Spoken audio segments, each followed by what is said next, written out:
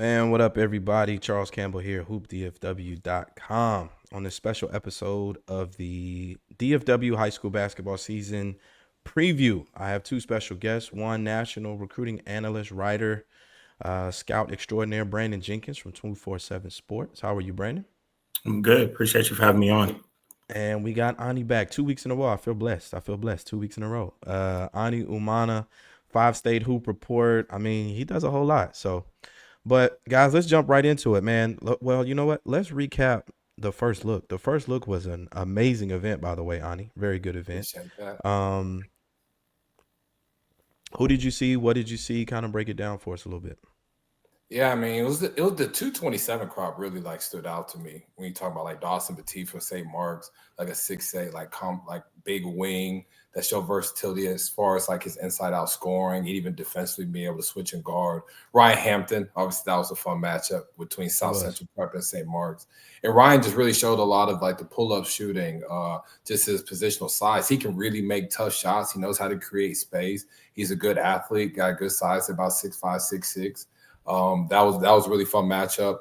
David Ballerine from Hallsville, I thought he really did himself a huge favor as far as with his play in the national scope. I think Brandon could probably agree to that down the road. Athletic, finisher, block shots, long arms. He really stood out, especially in that second game. And then there was a few Austin Sanders. I know I'm biased. Austin Sanders from Texas Storm. I thought he had a really good showing. I thought he did a really good job. Athletic wing that's really turned the corner as far as just in the skill set. We knew he was an athletic. We knew he could finish around the rim, but he's really showing mid-range shooting, three-point shooting off the catch. Jalen Malnati, that second game, showed a good bounce back, right? First game, St. Michael's, busted their heads wide open, but I thought the second game against Faith Family did a really good job, just shooting, playmaking, has good size for his position. And he just has a high feel for the game. Even though he's not the most explosive, he just knows how to play, picks his spots, and contributes. I think Dynamic Prep, they played one game. I'm very appreciative of Jermaine O'Neal and the Brinket squad out there. They had a good game against Faith Family, which was close. Jermaine O'Neal Jr., Jaden Toombs, both SMU commits.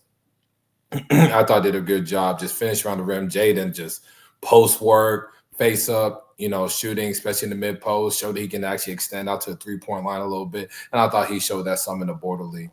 Even though Faith Family went 0-2, I thought Davion Atkins really showed in his spurts, just his athleticism, really blocking shots, altering shots at the rim, just his movement with his size. And they had the kid, I think, is it Greg Lawrence, the kid from Michigan? Awesome. Mm-hmm. Yeah. I like him. Greg Lawson. I do. I like him too. Greg Lawson. I liked him. And then shout out to Aiden DeSue, St. Michael's. I thought he really played well. Holy Cross commit. Thought he just got a lot of stuff done. I think his best basketball's ahead of him. I said that in a tweet.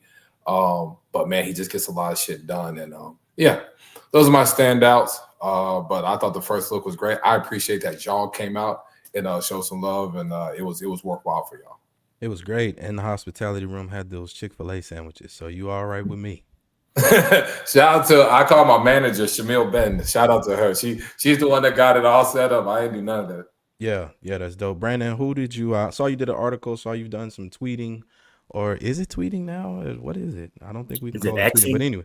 Is it Xing? It might be Xing. I don't know. throw up the X. But yeah, talk about from your perspective. You're always looking at the national landscape. Who did you find? Basically, Ani kind of spoke out my whole article that I posted this weekend. And it was very well spoken, just because a lot of those dudes really did stand out. Just piggying back off of what he said in terms of the class of 2027. I took his event just to use the platform as an opportunity to get a good feel for the top guys in the state. So I got a chance to see Marcus, got a chance to see Dawson, I got a chance to see Ryan. When I see Marcus, Ani mentioned Jaden Toombs and Jermaine O'Neal standing out, and I think Dynamic Prep is very, senior led, and so a lot of their seniors are going to get the higher usage rate, but Marcus does start in a role, and just because of the fact that he's willing to compete and has a motor, and he's all about connecting and playing to win, I think it'll serve him well long term. And that's what we've seen for the better part of this fall in the times that I've seen him in multiple events. And then with Dawson Petit, that's somebody. Well, obviously he comes from great stock, knowing his last name. His brother plays at Temple. Dad played at Temple. Uncle played in the league, and so just seeing him as a sophomore, being 6'8", but the frame, it's not fully cultivated yet, but it's a frame that projects to fill out well and could be physically imposing in due time. And I just love the fact that at his size, he shoots a pretty ball. He has a fundamentally sound game. He doesn't really force the issue, and I think there's a lot of upside within that. And so he's somebody that I think when we do come out with our rankings, we're still kind of trying to figure out that class as a whole nationally. But when we do come out with the rankings, I think he'll be higher on that list than the industry has him, and for very good reason. And then, it was my first time seeing Ryan Hampton in a year. And what I liked about him last year was that aggression and confidence he played with. I seen him at USA Basketball last year. And I just, even though he had some physical limitations, I love the fact that he asserted himself against higher competition. And so seeing him this time around, I loved I loved his aggressiveness. I loved how prepared he was to get to his spots. And I love the fact that he can get his shot up virtually whatever time he wants. But at the end of the day, I know that we evaluate these dudes off production and potential. And I think at this stage, and he's only a sophomore, so this is very well, appropriate, but he needs to be judged off his potential because he has the tools. He's 6'6". He has long arms. And also, I think he has a lot of upside on the defensive end. He might not understand that yet because his game is so wired to score and he has such a high usage rate. He has to focus on that just to help his team win. But defensively, I think he has a chance to be something special. He has a chance to buy into a role that not a lot of people with his gifts can accomplish. Yeah, I agree. I agree with everything that you guys said. You named multiple guys that stood out to me, but yeah, in that Ryan and Dawson matchup, you can see it. He's definitely a Hampton as far as Ryan Hampton, aggressive, wants to score, wants to shoot it, doesn't see a shot that he doesn't like. Seems to get up for matchups. It looks good, but I would agree, man. I would love to just see more young prospects really understand what the defensive end can do for their game and how going to college, even if you're, down on that depth chart in terms of offensive output, you can really get on the court and really disrupt things if you buy in defensively.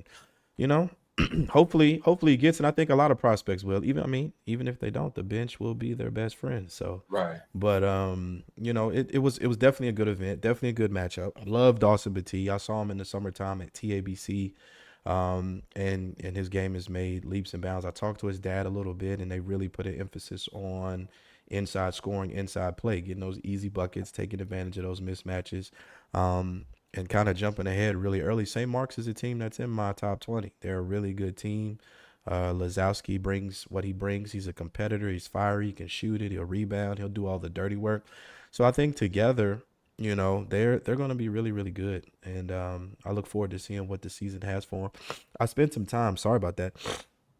Spent some time at the preseason Scholastic over there with Cotton. It was a great event. And, we had that 10 a.m. matchup, Allen and Campbell. So number one, 6A, number one, 4A. Started off really close, and then it just got ugly. Ugly. At one point, Allen was up 40. They were up 40. And then I think the game ended. They won by 30. But, Allen is a good team where we can talk about prospects and individuals in certain programs. Allen is just a really, really, really good team. They play the ball well. They defend. They swing it well. Nehemiah is a great point guard. He runs the show, makes it happen, shares the ball, and it's a good look. But again, Ani, that was a great event. I look forward to being there every year, man. That was fantastic. Very fantastic. Like a lot of great energy in the gym. But Brandon, you're not local with us. You are, but you're not local with us, me and Ani, anymore. So you don't really focus on the teams. But hopping into our Hoop DFW, I call it the Hoop DFW for me. But Ani has his own list of 20 teams, 25, however many we get to is however many we get to. But, kicking it off, talking about Dynamic Prep, they're my number one team in the area. They are number one in the Hoop DFW 20. I kind of felt a little weird about it simply because they are somewhat of a prep school. There's that prep versus UIO versus TAPS versus all of these leagues debate. But at the end of the day, like you said, Brandon, they're seniors. They have a lot of seniors, kids that are in the class of 2025. We're not talking about 2024 kids or 2023 kids. We're talking about 2025 kids. And I mean, I see Dynamic getting a lot done. Yeah, I'm interested to see. They're a team that I strive, like I really root for, and I probably shouldn't have no bias towards, but shoot, I live in Texas, and I want to see this team compete for, I guess it's Chipotle Nationals now, because I just want to see them on that stage. I've seen, Jermaine play an intricate role in those kids' lives for the better part of 5 to 6 years. Ani probably has a better feel for it than I do, but just to see them compete on that stage and get a chance of winning a national championship against some of the best high school teams in the country, I think that they have a chance to do it, and I definitely think that they deserve to be mentioned among that group of talent. Yeah, absolutely. Like, I got to coach Jaden, Jermaine Jr., and Leroy Kelly their freshman year before they started Dynamic Prep. So we had 2 varsities. That was the first time we actually did 2 varsities, and they were on there, and they only lost like 2 games. They were really good. So, I'm like Brandon. I really want to see them in that stage. Just fun. Like I'm rooting for them. I'm excited about like what this season holds for them. I think they're the best team in the area. I mean, adding Carlshon Young, I know he's kind of shown as more of a guy that shoots up a high volume of shots, but I do think like I did see a somewhat of a maturity of his game as far as just really on the decision making side, not really forcing as much. But I do think he's the guard that they needed, like that PG that they needed to, play and win at those levels when you're going against a Montverde, when you're going against a Link, when you're going against Columbus. I thought against Montverde when they played against Border League and, it was a scrimmage, I did think like the point guard play is where it was really the struggle. That's why Montverde came back. So to really fill that void, I think they got a chance to make a deep run at it. I hope they have it. They get that opportunity. But yeah, Dynamic Prep's number 1 in the city. Number 1 in the state. I mean, I know we're not doing state, but No, you're right. You're accurate. Number 1 in the city, number 1 in the state. I talked to Jermaine after the game, did a little interview, and he's very much set on the Chipotle Nationals. That's what he said he wanted. And like you said, when you look at the group, it's constructed to do so. I mean, I know he doesn't get a lot of publicity because of some of the other names around him, but Leroy Kelly is just good at basketball. He is a good guard, a very good basketball player, and with the transfer portal, I don't know. ORU seems like it might be, on the lower side for him. I mean, he's really good, but Dynamic by far and away best team that we have here, and that kind of reminds you a little bit of the old Prime Prep days. Without some of the hype and some of the extra stuff. Shout out Dre. Shout out Dre. Hey, but also shout out Colorado football head of staff Ray Forsett, Prime Prep. You know what I'm saying? Boog is on the sideline over there. But it kind of brings that back to memory for me. A team from Dallas that plays locally, has really good high school games, but nationally we want them to do well. And hopefully they represent us well. Number 2, Ani, who do you have as the second best team in our area? I have Allen. I agree. I like Allen a lot. They defend their ass off. Sip, he really gets them going. They're deep as far as they can go about 8-9 deep. They got the twins. They got Nehemiah. They got Trent Payne. They got the kid that I think may commit to. I know he has the Dallas Baptist offer. I think he may actually commit there. Isaiah Dozier. Yeah, Isaiah Dozier. DJ Thomas. I mean, they're loaded. If they're not getting a bucket, they're going to stop you from what you do best. And I think that's a why fact. That's why Allen they game plan really well. Like they know if you don't go left, they're going to make you go left the whole game, right? Yeah. If they know they know you're a really knockdown shooter, they're going to close out hard on you the whole game. They know to do a soft close or whatever. Like they're so detailed with their approach, but they don't just play off talent. They really are structured. They play within the game plan. And I mean, man, it's dynamic, but Allen's right there with them. I think Allen's a really, really good team. I think they're a unit. Go ahead, Brandon. Yeah, they're a unit. I mean, they're a unit. I mean, like, and you could just tell the coaching staff just takes winning and losing very, very seriously. I think they have it on their mind to close out that group. They have a lot of seniors on that team, and I think they want to close out that group with a UIL state championship. So, the sense of urgency is definitely alive and well when it comes to that group. They shoot the ball very well too. I was very impressed. And talking to Coach Sip, he said they spend, in the offseason, they're going to spend 30 minutes shooting the ball. During the season, they're going to spend 15 minutes. You can tell they work on it. They rep it. I mean, you got your bigs hitting, your guards hitting. The twins, either one of them can get hot, and then it's a long, long, long, long day. Couple that with the pressure, they're, like you said, they're a unit. And I definitely expect them to go downstate. San Antonio. It's in San Antonio still, right? San Antonio, and represent Dallas very well. I wish it was in Austin so we go to 6th Street, Brandon. I wish I would. You don't want to go. You don't want to talk to the guy in the hoodie about 6th Street. Not at all. Nah, you and I both. It would be way more convenient. It'd be a 10-minute drive just to watch some hoops. Right, and then what? We don't need to go down that path, but I mean, like. Exactly. But right behind Allen is Duncanville. Duncanville is right behind Allen. They had early. I watched them early against Crowley in the Crowley Champions shootout. They lost that game. But understanding just how much Beckham Black means to that team, the engine, he makes it go. He's responsible defensively, responsible for transition, getting them involved, and he seems to be getting it. How did he do at USA Basketball? Ani, you want to go first? I'll go first. Yeah, I thought Beckham was really good. I thought my concern prior to USA Basketball was how is he going to deal with the physicality and length, because he doesn't have crazy blow by speed. So, how does he still generate his own bucket? How does he still impact winning?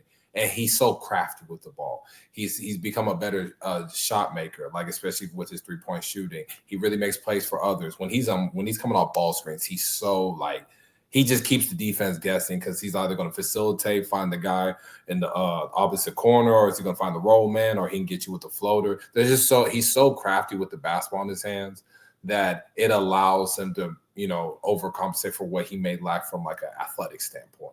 But he was really good at USA. Yeah, and I didn't. It was a 3-day event, and I didn't really get a chance to put my eyes on him until Sunday, the final day. And on that final day, the way USA Basketball works is that they have a younger group and then an older group, and it's different sessions. But they take they do multiple games, and the winning team from the most winningest team from the younger group plays the most winningest team from the older group. And Beckham was the one who led his team, the younger group, to go play the older group, and he led his team without even scoring a point. Like Ani said, he isn't really bursty, but he was adept at breaking defenders down and taking angles to get into the paint, and he was elite at making last-minute dump-off finds. He has an exceptional feel for the game, and he's really good at finding his bigs. And he's good in pick and roll. And at this stage, to be a sophomore and a true point, to be good at pick and roll, it gives him a lot of upside. Now, obviously, he comes from great stock, knowing who his dad is. His mom played high major sports as well. So, factoring that both and seeing how tall his brother is, the question is, will he grow? And if he does, get really scary for his opponents. I think it can get very scary. Very, very scary. He's damn good. And it's for me, I saw him when he was very, very young, and he was more of a scorer, kind of like the rip your heart out kind of kids, come out, score 40, score 30. But now, like you guys said, seeing the facilitator in him, seeing him run the offense at this young age, in 2 years, I don't know where he's going to be. He's going to be very good. But also over there at Duncanville, you got Bug Edwards. Coach Peavy just recently said he's the best scorer he's ever coached. And over at the Scholastic preseason Scholastic, he had a 40 ball. And it was a fun 40 ball. Catching shots in transition, rebounding, running back to the 3-point line, step backs, finishing, dunking, making defensive plays. And then Deuce Hunt, you got Christopher Hunt. That's a really dangerous guard trio that Duncanville has. And then I can't think of his first name, Smith. Cam Smith. He seems to be coming into his own as well. I haven't seen much of him. What do you guys think of Cam Smith? I think just best basketball's ahead of him. Kind of like how I feel with Aiden Dessou. Long, got good length, athletic, can shoot the 3 ball, especially when his feet is set. He shows I think there's upside as a playmaker. I think he sees the play, he can make passes and stuff. think is inconsistent right now. Like, I think he could become like this playmaking type wing down the road. All right. I don't know when that is. Maybe it's when he's 21 or whatever, but a lot of upside. And when he's making shots and he's defending and he's rebounding and he's really using like his size to really impact shots around the rim or just finish through contact. I mean, he has flashes of a high major prospect. Sure does. Now, I don't know if he's that out of high school, but I think he eventually, if he could just all come together, I think that's what he eventually becomes. Yeah, he just picked up a low major, a Florida A&M offer. Is that FAMU? Yeah, he got a FAMU offer. Yeah, it was interesting because I definitely think his level is higher than that. No disrespect to FAMU, but I'm just waiting for his moment to come. I thought from what he showed at TABC, he didn't have a loud TABC this summer, but just looking at him looking the part, him being 6'7", maybe even pushing 6. No, he's 6'7", 6'7" with a slight frame, being a lefty and just having the skill set that he has. I'm wondering why these schools aren't taking a chance on like bringing him in and really, buying into his development. I mean, he's the younger brother of Tyler Smith, who got drafted and plays for the Milwaukee Bucks. I mean, like, obviously there's some good genes there. There should be a level of motivation just with the coaching and, the people around him. Obviously his brother's in the league, so there's stuff to strive for. He just has a lot of tools to work with. And so I'm interested to see when his moment comes, because I think his moment will come this year for Duncanville. I'm interested to see when his moment comes, how loud it is, and, if schools will wake up and actually take a chance on, his long-term upside. And these schools have 15 scholarships. Like, at the end of the day, you take a chance on someone that like that. And I think, Brandon, as you know, if he waits late after the portal frenzy ends, what do all these coaches call? Hey, I need a forward. I need need a big. Like, he may get something in December or January, right? Where it's just like, it's just popping. Or, if he waits late in May, he could really get something. So I think he'll have a lot of options if he just stays patient. He plays well. But Charles, to your point about Bug, like when you said what Peavy said, I agree with that. I think that's the best score Peavy's coached. I can agree with that too. Yeah, absolutely.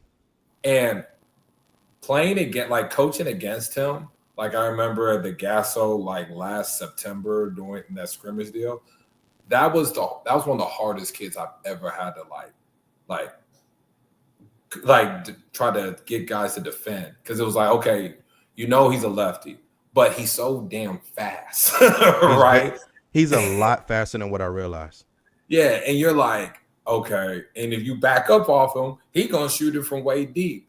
And then like one time he shot like a one-legged fadeaway 3. Like, and I was just like, okay, like how the hell do I what the hell do I do with that? You can't guard that.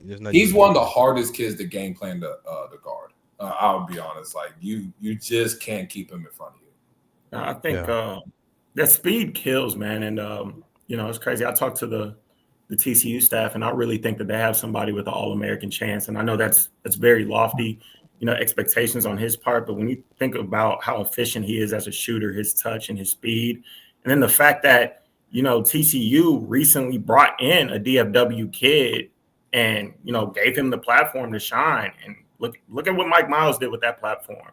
And Bug shoots a better ball than Mike Miles did at this stage. And with his speed, I'm pretty sure he's a plug-and-play dude who can come in and really like ignite a game with his ability to score points in a hurry. And he'll just build from that, because I think he can bring that in as an immediate impact freshman. Wow. So I think he'll continue to build from that. And so, he can really shoot the ball, and he has a body of work. This dude has been known since he was in 6th, 7th grade, putting up 60 points in a middle school game. And his ability to score the basketball definitely translates when you factor in his shooting prowess. Yeah, he said he wanted to be on the ball more, and he's working on being more of like a scoring point guard. And should that happen this season, and they design it and draw it up for him that way this season, I think it could get really scary. We're not talking about the normal Duncanville team that they've had, the past couple of years, Ron. But this is definitely, to me, I can't call them a sleeper because we know who they are, but they're like a sleeper state championship type team. because all of the pieces that you guys mentioned, you put them all together and you get them in the right environment, and that's a very, very hard team to beat. They played Melissa, Austin Gooseby, and Melissa didn't stand a chance from the opening tip. They were ready to go. Bug likes picking up the other team's best players. He accepts those challenges. And to have that from your senior, to have that from a leader says a lot about your program. It says a lot about your coaching. And once they get on a roll, man, it's really, really hard to stop them from doing so. Number 4 for me, Faith Family. We got Faith Family. Now let me say this, and I love BT. BT, I love you. So don't take this personally if you see this. But they've been getting whooped all summer. They've been getting whooped all fall. They've been losing games they're supposed to win. But I think it'll serve them well. I think it will serve them well. It'll glue them together, and it'll show them the type of team that they have and that they need to go and win another state championship. Yeah, I agree. And usually Faith Family, like during the fall, even in the summer, they are like one of the worst teams, like in the city. Like I mean, man, that's a stretch, but like, damn, like no, it's for real. You're spot on. You're spot on. They don't win shit. Like June through October, they don't win a damn thing. Then when it gets to the season, when it gets to regular season, they'll be like 35-4. Right. You know, something crazy. And those 4 losses are against like top 10 ranked national teams. Like modern day. Yeah. You know, I just think BT, when I talked to him, he talked about there's like a system, like and there's like how they like plan stuff out through the year. And so like there's guys that won't be playing much here, won't be playing much there. But it all comes together. They peak at the right time. So I agree with you, them at 4. You could really potentially put them at 3. You can argue them at 3. I think our top 2, that's they kind of stand for themselves, But I think when King Grace comes back and he's healthy and he's ready to roll, I think that team is really dangerous. I think Davion Atkins, he's a junior now. I know he still has 2 seasons. I talked about him earlier, but I'm waiting to see more out of him. I want to see him really impact games, impact winning. He's too athletic. He's too long. He's too mobile. He's too smart to not really make an impact in games in the way that we want. At USA, he wasn't great either. And I'm not just trying to bash him, just the reality. But I think if that team goes as far as how good he is, and he has tremendous upside, he has a chance to be he could be a burger boy. Like he's that talented. It just, when does it come together this year? Brandon, you have him as number 1 in the state in his class? Davion Atkins. Either him or Dakari Spear. Just because I think Dakari is very consistently productive. But with Davion, Ani mentioned upside. So, we're kind of like just riding a wave with him, trying to see. And, when you talk about a wave, we talk about, water that goes up and down. And so we'll see his ups and then we're all on it. And then we'll see, his low points. And it's just like, and should we stay on it? And I think everybody should, just because he's still trying to figure himself out. I mean, you come up as a true 5 and you're really trying to expand your game. And there's some growing pains with that. There's some aspects of like from a field perspective that you have to really grasp.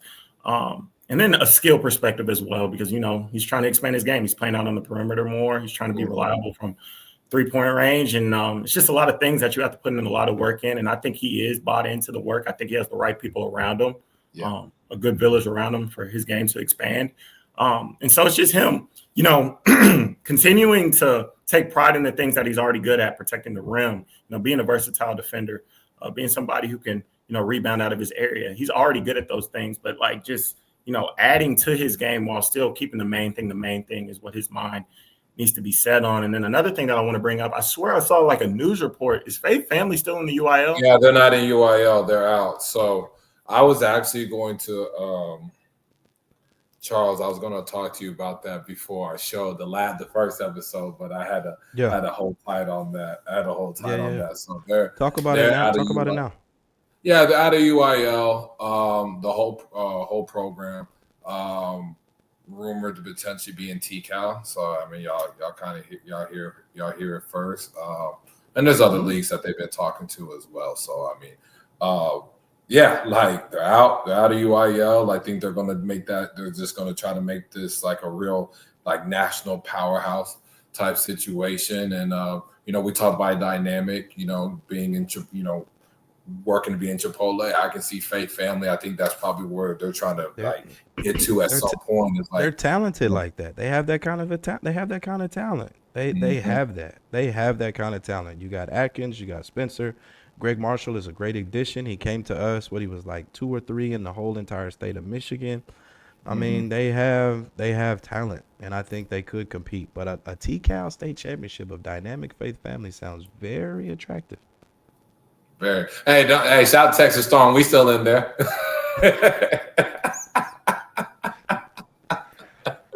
Texas Storm,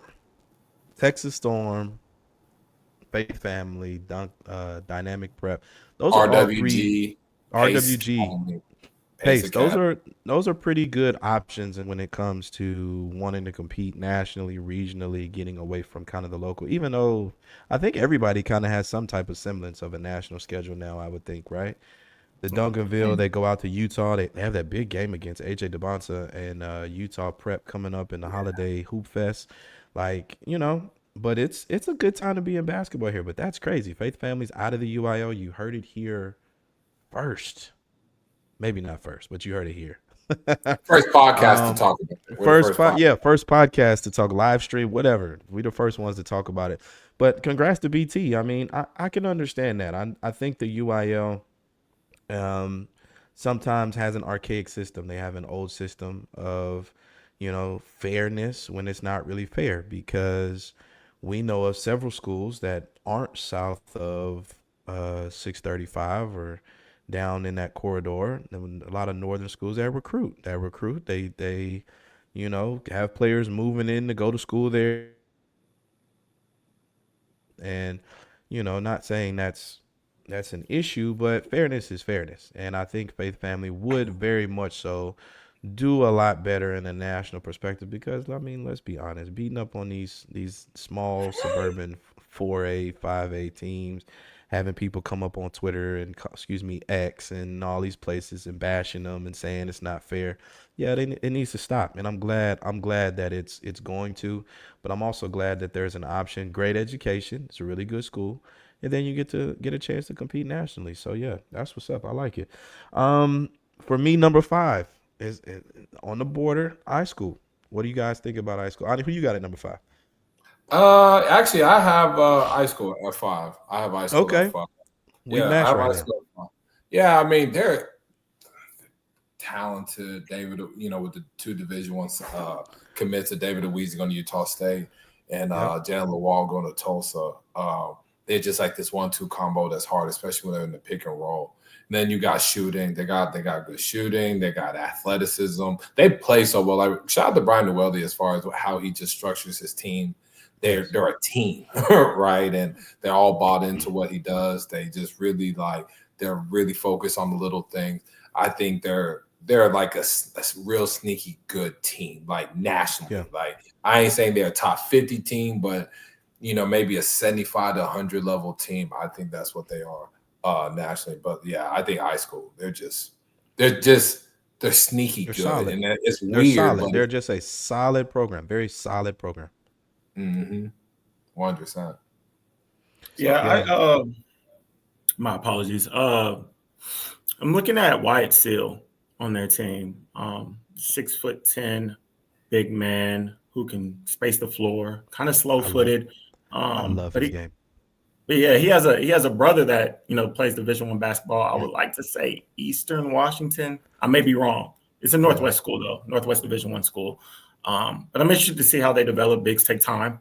And so I just want to see how he picks up, you know, the pace of the game, playing in a national schedule, because he's leaving McKinney High School. And, you know, this is a whole different realm. He's going to see some dudes at that level. And so just seeing how he picks things up and how he finds himself, you know, he has some tools at stretch 5. Can he really buy into that role and use it to impact winning?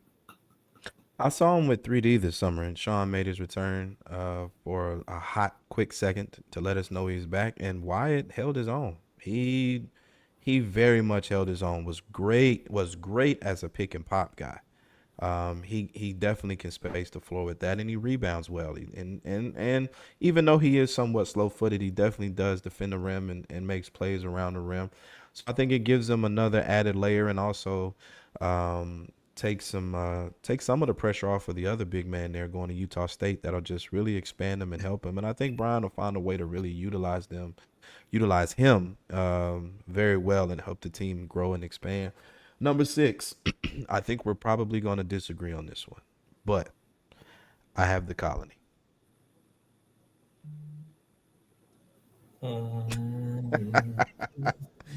Dakari Spear, man. Yeah, Dakari, listen, we got to the regional finals last year. I love Dakari. He's so fun to watch. Bryce Dixon, another 226 kid, has like gotten better. He's gotten better. He's such a dog. Like he's someone that if he's on your team, you love him. If you're playing against him, you absolutely hate him. Because he just comes at you all the time. And he lets you know that he is busting your ass, or he got this rebound on you, or he dunked the ball, or, or you can't dribble, or you miss your shot. He going to let you know every time. But Bryce is, he's really developed his skill. Dakari is like, to me, he's the number one player in the state of Texas. Yeah. And he's a top 30 kid, 30-ish type kid nationally. Just why his scoring capabilities. I think he can go left and right and finish.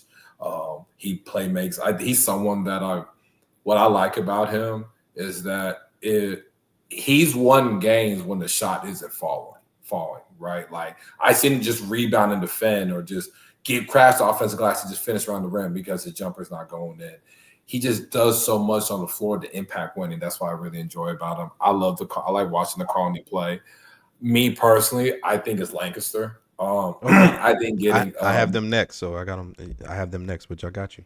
Yeah, like I just think with Nunu Jones, getting him back. I know he went to Dynamic for like a hot second, but him being back and then Devon Pearson, like just the Corpus Christi commit, like he's gotten so much better. Corpus got a steal, in my opinion. They know it too. Shout out to Ralph Davis on that. But just someone that athletic can move.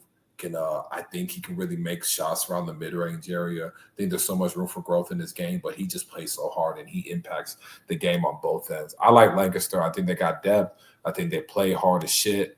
And I think this is just one of the more balanced teams that they have. It's in deeper teams that they've had. How do they do in 6A? We know we're moving up to 6A. They're in a district with DeSoto, Duncanville. They kind of jump into the deep end. They didn't start shallow at all. They jumped right into it. How do you think they do?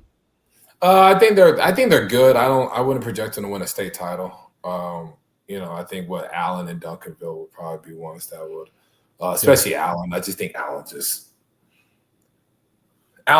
really, really good. I just think that's just a tough one. But I think they compete. I think they make a run at it. If they make it to the Final Four, that would not be surprising at all. I know UIL has a different, small school and big school. Big school, yeah.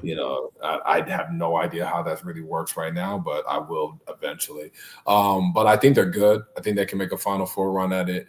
But I don't think they win it all. And that's okay. That's okay. There's nothing wrong. You made the 6A Final Four shit. I mean, yeah. Who's mad? What do you think about Dakari Spear, Brandon? Yeah, I love how consistently productive he is. He's somebody who has just stayed the course throughout his high school career. And in a day and an age where I feel like kids really can't shoot the basketball like that, for him to be a highly regarded prospect throughout his high school career and just have that ability to make open shots, I really think his game translates because of that fact. He's very fundamentally sound in how he goes about his business. And I love his composure. He's very even-keeled. And like I said, he's one that you don't bet against because of how consistently productive he is. He drives closeouts efficiently. He makes open shots. He guards the basketball. Ani, pointing to the fact that he rebounds. He's just very team-oriented. And his game is suited to play alongside, great talent who has high usage rates because he feeds off of, other players around him. And so I think you're getting a high upside guy who I think is continuing to grow. The last time I seen him in September, he looked like he was, if not pushing 6'5", then right at it. And so, like, if he can get to that height, I think that there's another jump that he can make on a national scale. And his recruitment is starting to reflect it. Yeah. So Ani, you gave me Lancaster. I have them up now. So who do you have in the 7th spot? I have actually the Colony. That's why I have. The Colony. So we just we just flipped it a little bit. Good. Actually, before y'all keep going, I want to touch back on Devin Pearson. They call him Kobe, right? Kobe, yeah. I think it's goofy behavior that he only had one Division I offer. It's very goofy. But it is. But Brandon, again, he did not play very much at JL3. This is a dude that's been on my radar since he was with Perk and Family Ties. I was going to say he played at Family Ties, and so you still he over there 6'8", running, jumping, blocking shots, and his slider frame. But you all know that a college strength and conditioning program can change that. I think that's I just think the live period is playing for JL3, and him not playing much. Yeah, is the reason that he only had one. I'm not saying that he should have. I'm just saying, like, when there wasn't enough of a sample size for those coaches to see him and to say, hey, we're going to take a chance at him in the live period. They missed out. They might have to catch him on the backside. But what's even crazier, so I watched him at the preseason Scholastic, and he was amazing. He was really good, very violent around the rim, the kind of big man that I like to play with. So then I look at his name, and I'm like, Devon Pearson Jr., and lo and behold, when I was in high school in Miami, Northwest Christian, shout out Coach Tony Peugeot, his dad was across town at Northwestern High School, and it was him, and he had another guy on his team named Cedric McGowan, but his dad played at SMU, and then when I was coaching semi-pro in the ABA, his dad was playing for the team across town. His dad is one of the best high school basketball players to ever come out of Miami. And so, like, the stock there, the basketball stock that he has, he's going to continue to get better. And then he has a support system that's he's going to be very, very good. And I don't know if Corpus can keep him, but that's a kid that I say maybe a year or two, like you said, after you hit the weights, after you get everything going, we might be looking at him in a Power 5, man. I don't understand it, but I wasn't here, so. He's definitely a kid. I agree with you. He's definitely a kid. After a year or two, he's pulling up, and now we're talking about what's the price for him. Right. He's one of those things. Yeah, JL3 snatched him for a reason. They knew how good. Yeah. I mean, and when he got winning the games, he was fine. That was a deep team. That was a really good team. Like it was hard to get a lot of minutes. Yeah, it's hard, and this isn't a grassroots episode, but it speaks to how hard it is playing on a circuit team, how deep circuit teams are, and how it can affect your recruiting if you're not able to actually get on the floor and be seen. And talking about the independence versus, that's a really good conversation. But man, Corpus Christi, they definitely got a steal. Let's go the next 3 from 8 to 10. I have I got Crowley, St. Mark's, and I have Parish Episcopal. Okay. That's fair.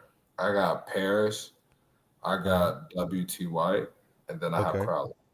See, we're in the same range. I have W.T. White right after Parrish. But let's talk about the Twins for a second at Parrish. Very physical, very scrappy, very tough. They win games. They won a state championship last year. Looking to repeat this year. Yeah, I mean, when you talk about two, like, they're one of the most hardest matchups in high school basketball because they're big and physical. They rebound their ass off. They finish inside. They're like a bull in a china shop. Like they're just wrecking havoc.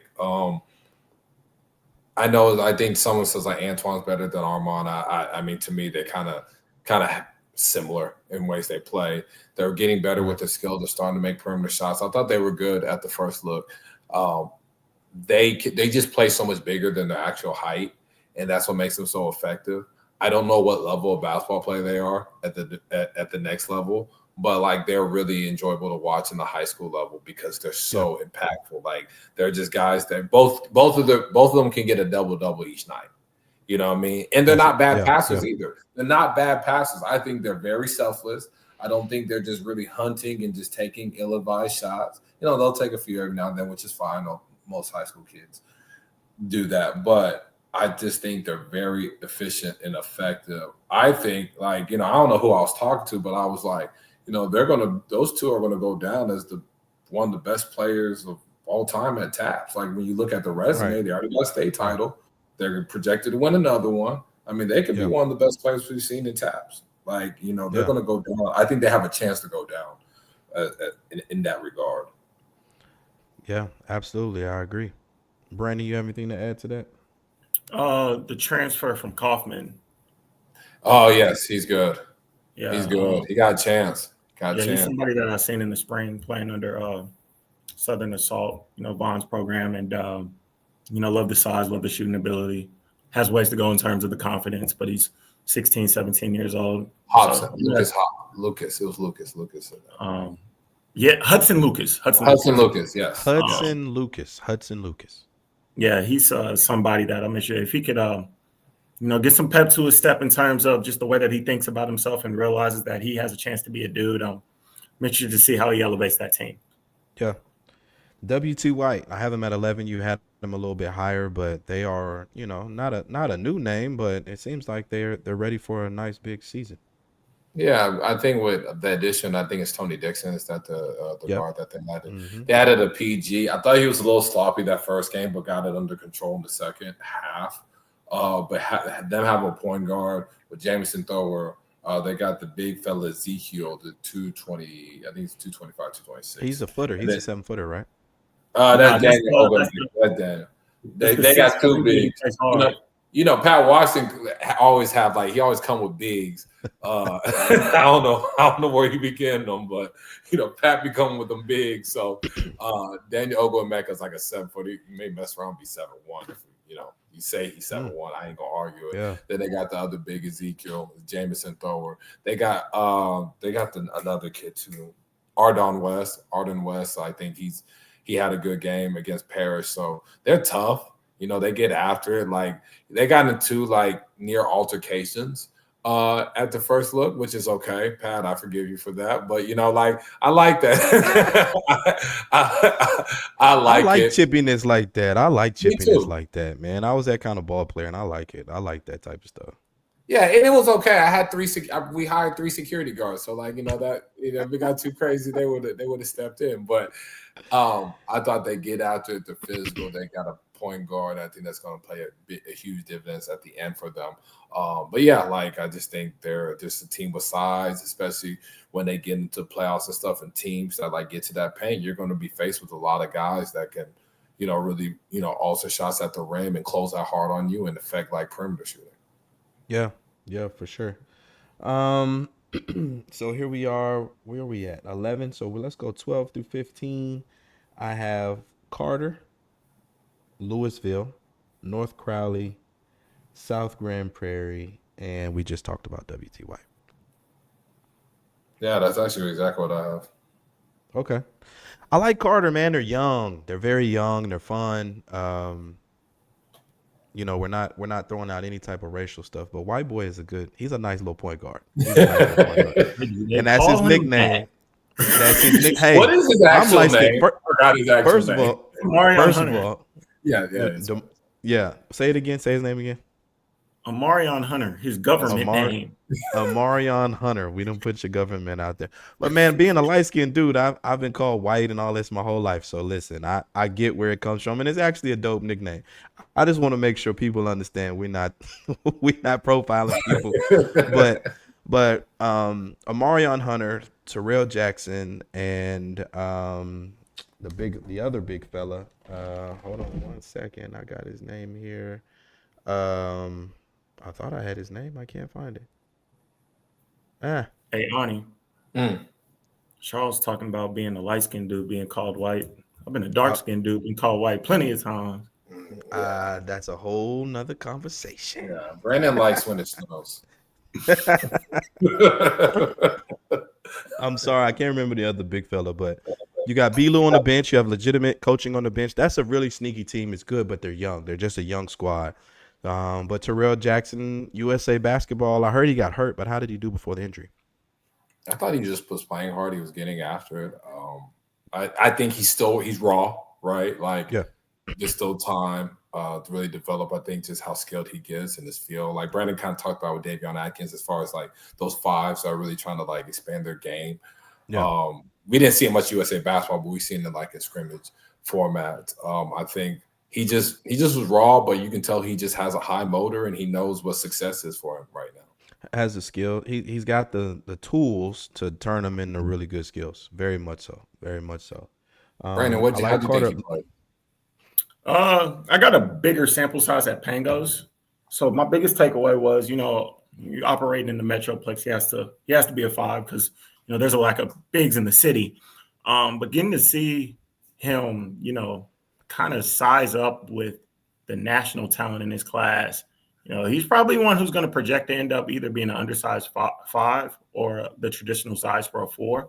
And so I'll be interested to see how his game expands. Obviously, Carter, plays a fast-paced, high-scoring, tempo type of game. That's what they endorse. That's perfect for this group. Exactly. And so, like, the expansion of his game can come, faster, and we could, look up in a year, 6 months to a year from now, and he can be a totally different player. But what I like about him is his habits, the willingness to back defenders down, the willingness to face up and kind of know what he's doing. He has ways to go in terms of his touch. But, I've been hearing about this dude for about the last 3 years, and he knows the importance of hard work. And so that's an upside that I'm willing to bank on. And he's over there with the Mustangs. You're going to go over there and get it out the mud with Tony and Rod, and, they got that toughness. I think he, like you guys said earlier about a couple of other prospects, his best basketball is ahead of him. But Carter's a good little group to keep an eye on and take a watch. And I like Hunter. I like Amarion Hunter. Really good point guard. He can score. He can distribute, handle the ball. There's somebody to keep an eye on. Now Louisville.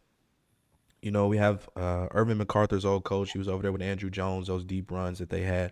But he's got a trio of young guys. Jack Sheeran, Xavier Young, the big fella, and Nehemiah Davis, a wing guard. It may not happen this year, but next year I could definitely see Louisville being at the top of our rankings. I agree. I agree. When you talk about Jack Sheeran, like he's someone that just really makes shots from perimeter, quick trigger. He's tough. He reminds me of I hate to make this racial, but Jackson Prince, how he was at Duncanville, just tough shot maker.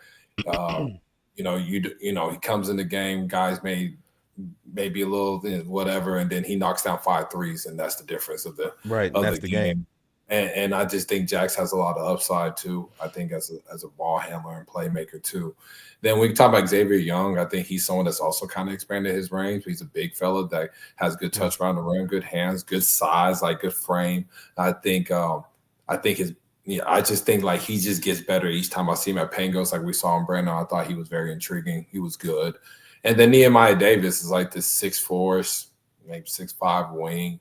Long arms out of Mississippi, tough, gets to the rim, finishes, defends, the pull-up shootings there. I think he's, out of those 3, has the highest ceiling. Absolutely. Probably if you had to do an early 2028 ranking, he would be he'd be number 1 out of that group. He has a chance of, being the best player in the state in that class. I know we're talking about Terrell, but Nehemiah definitely has put his name in there.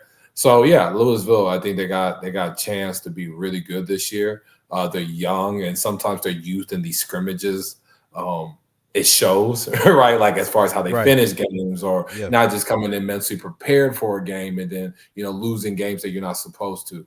But I think that group, as far as talent, they have it. They're just young, and they're going to have young moments. But I think they're going to peak in the second half of the season. Yeah, absolutely. Nehemiah Davis was really good at Pangos.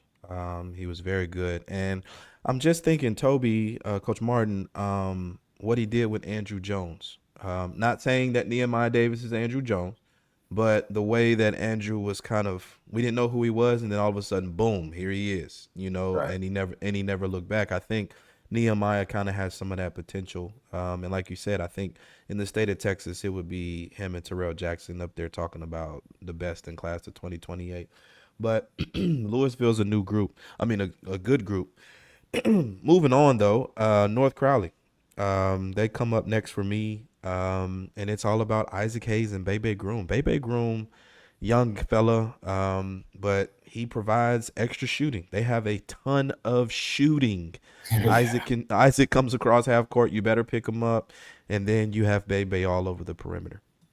Yeah, like when you talk about Bebe, a 228 kid that can really shoot it from deep. He was really good with 99 overall in the summer. And I think he's learning how to attack closeouts, get to that mid-range pull, crafty around with his finishes. I think there's some real upside as far as just how he attacks closeouts and the versatility of how he scores. Isaac, like we talked about, I mean, he's just a winning point guard. I mean, at the end of the day, like he can make plays for others. He can get to the rim. He can make shots from the perimeter. Does he have crazy bursts? No, but like he's crafty. Because he can shoot it from so deep, you have to guard him so tight, which allows him to get to spots. Yeah. And that team, they're just fun to watch because they're so like aggressive. They get up on you like 94 feet. And coach does a hell of a job. He's won so many games. And they're gonna be a team to just watch out for. Are they 6A or are they 5A? North Crowley is 6A. Yeah. So they'll compete. They'll be in there. They'll be in the trenches, and they're a team like even at the top. Like if you're the top ranked team and you're going against them like in the playoffs and stuff like that, they're not a fun matchup. They're not, and with their shooting, they potentially can beat you because they have such outside shooting that it would make it very, very hard for you if you're trading threes for twos. 100%. I'm looking at my list and I missed a team. And Crowley, I missed Crowley. I had him at number 9. And I don't believe we talked about him. I don't think we covered him, but Crowley coming in, Coach DeMarcus James right across the way there from North Crowley, Cam McGilvery. He is making those strides that we thought he would make. Yeah, 100%. When you talk about Cam, an athletic like combo guard with long arms, really good pull-up shooter, especially in the mid-range area. I think his 3-point shots really coming along. I think his playmaking, although I still think it needs some work and it needs to progress more. I think it's getting there. I think he's seeing the floor better. He can defend multiple spots because he's athletic and he has long arms and he moves well laterally. Cam's just a kid that's gotten some high major stuff early. I think he gets to maintain that. I think he's continuing to get better and better and better. And if he can show that the blend of playmaking and scoring, I definitely think like he's someone that can take Crowley over the top. And DeMarcus, he does such a good job with his guys. Those guys are so confident out there. He doesn't. Even though there may be times when guys take ill-advised shots, he kind of teaches them to fly, and they're not afraid to take the next one.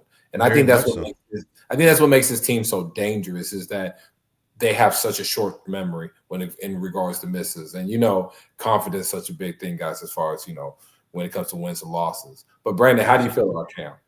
Yeah, I was going to say, Howard, talk about Cam and talk about Isaac when it comes to the national landscape of things.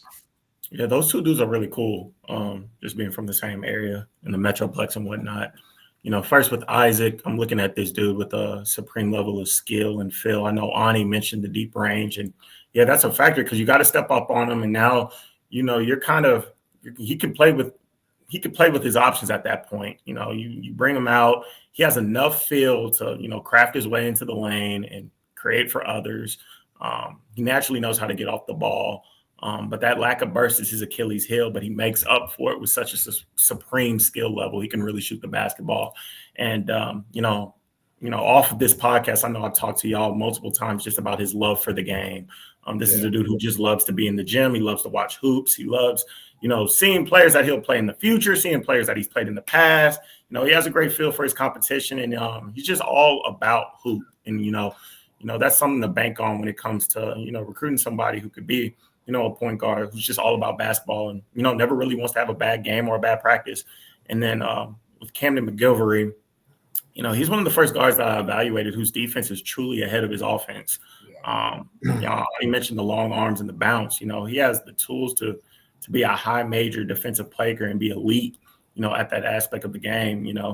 I'm just looking for him to continue to make those strides in his offensive game in terms of, automatically touching the paint, getting his teammates involved on his drives and being able to locate and getting the most out of others around him. He already, generates so much momentum with the plays that he's able to make, whether it be protecting the rim or, getting a highlight finish in transition, just with his bounce and all of that. But, just learning the nuances of the game as a point guard and transitioning into that position, I think that could really elevate his stock, as a prospect.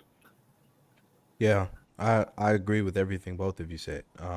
It's gonna be a crazy matchup, Crowley versus North Crowley. That those gyms are gonna be packed, and we talked about Prime Prep, or the old Mo Williams Academy days, but I saw these two when they were like in fourth grade, and they were teammates. They were on the same team.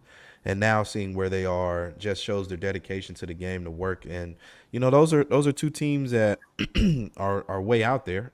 They're way south of Fort Worth, off the country road.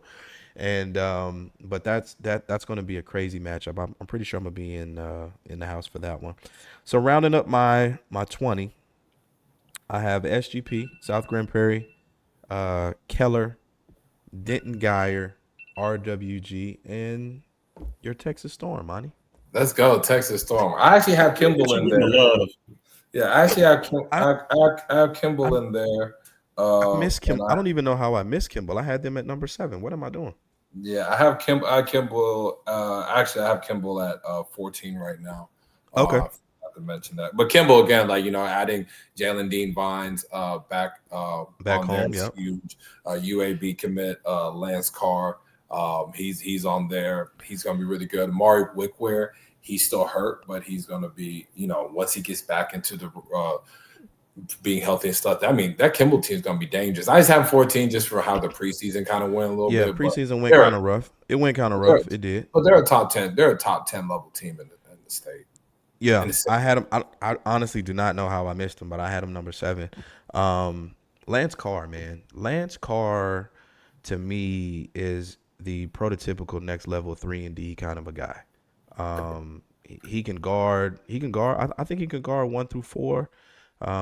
He's got supreme athleticism, and he's really starting to shoot the basketball. So, I just think that Kimball team is very good, but they did have a rough preseason. I saw him, like I said, over there at the preseason Scholastic, and it didn't go well for him. But, in 5A, excuse me, are they 5A or are they 4A? I believe they might be. I believe they're 4A. Excuse me, they're 4A. I don't see teams. Are they 4A now? Yeah, I believe they're 4A. Wow. I believe so. I want to be. Yeah, they're 4A. I wanted to be accurate about that. But yeah, in 4A, there's no team that can stand up against them in 4A or do anything with them. But we lost Ani. I don't know what happened, but we'll be good. But South Grand Prairie, like I said, Keller, Denton Geyer, RWG, and his Texas Storm. Talk about Bryson over at RWG. Yeah, Bryson Melvin. I saw him at the Champions Classic, and unguardable. That day he was running the point guard position, ran it to perfection, pinpoint passing, off the dribble, one-hand passes to corner shooters. He looked really good. Why is his recruiting, do you think, why is his recruiting so slow? I know he took an official visit to Massachusetts, if I'm not mistaken. Yeah. I believe that was an official visit. I just wonder if, him and the family, now this is just a guess on my part. Don't really have any intel when it comes to this. But I wonder if they're trying to wait it out just to see all he can get before they make a decision. And, they should try to weigh out all the options, just given all the tools that he brings to the table. And you're talking about a 6'5" swing man. You mentioned him running the point. A part of why I love him so much is because of his pace. He doesn't really get sped up. He catches the ball, he surveys the floor, and then he goes to work. He's physically built well. He's well built physically. I just love, he has a college-ready frame, and I love his frame. I love his ability to get to spots. But also he shoots a soft ball with a high arc and release. And I just think that there's tools in his game. He has some kinks that he needs to work out, just like every other prospect. But I think there's tools that could be built on that could make him a serviceable player, at a high level. It's just him, waiting things out, trying to see what the best fit is for him, and trying to find a place where I'm pretty sure he wants to play, immediately as a freshman. Ani, welcome back. We were talking about Bryson over at RWG. Yeah. I mean, when you talk about Bryson, just like Brandon talked about his frame, I think he's really more of a 2-2-3. Be honest with you, I think if it's a PG type situation, we're talking down the road, especially just with his decision making. He doesn't have great bursts blow by, but he's so strong. He knows how to get to his spots. He's a really good mid range scorer. And his 3 balls off the catch, it's efficient, it's dependable.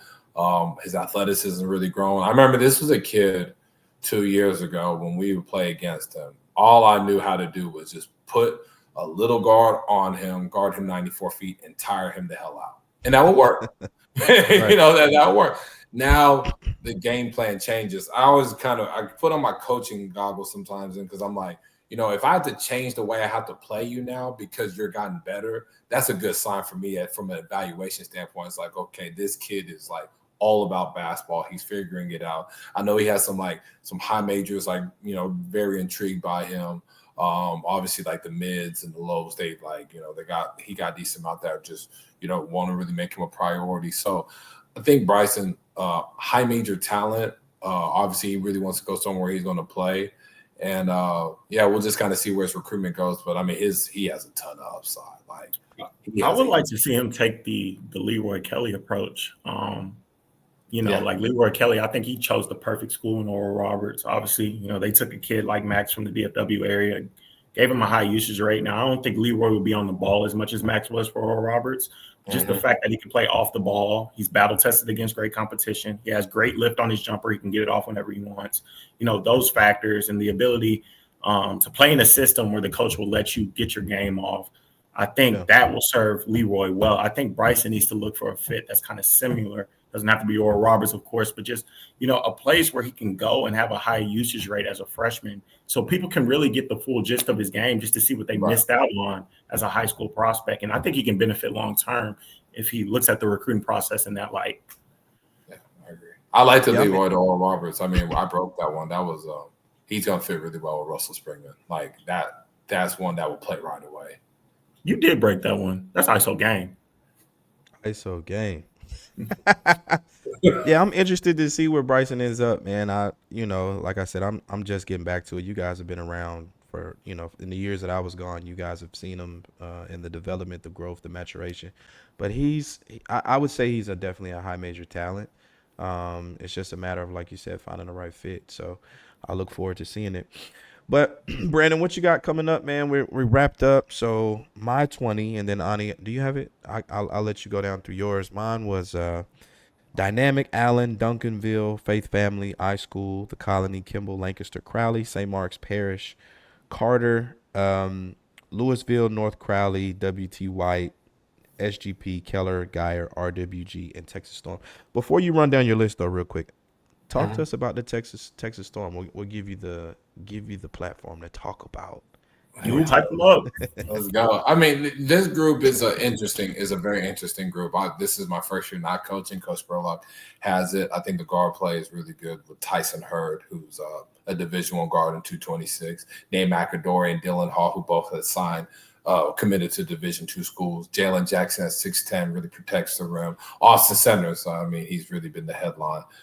Just with his play. He's someone that's turned the corner, really athletic, mid-range scoring, 3-ball, especially off the catch, is getting better. He defends. I mean, he's just coming all together. He's coming all together with that group. I think there's good depth. We got young guys like Amari Johnson, who's like a top 30, made top 30 game at Pangos.